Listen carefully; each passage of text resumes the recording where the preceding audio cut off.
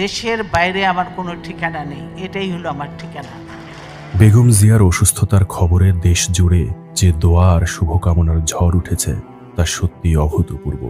দল, মত, মতাদর্শ, অবস্থান সবকিছুর ঊর্ধ্বে উঠে মানুষ একজন বেগম জিয়ার সুস্থতার জন্য হাত তুলছেন, প্রার্থনা করছেন, চোখ ভেজাচ্ছেন।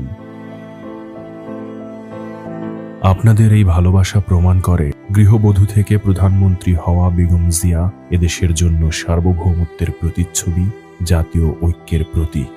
দেশ ও মানুষের পক্ষে তার আপোষহীনতা, গণতন্ত্রের যাত্রায় অবিরাম সংগ্রাম, বাংলাদেশের স্বার্থে তার আত্মত্যাগ সবকিছু হৃদয়ে ধারণ করে সকলের মনে প্রাণে আজ একটি প্রার্থনা, হে মহান রব্বুল আলামিন, আপনি তাকে দ্রুত সুস্থ করে দিন। বাংলাদেশ জাতীয়তাবাদী দলের পক্ষ থেকে সবাইকে হৃদয় নিংড়ানো ধন্যবাদ, দোয়া এবং ভালোবাসা জানাই। সকলের কাছে আহ্বান, বেগম জিয়ার সুস্থতার জন্য প্রার্থনা করবেন।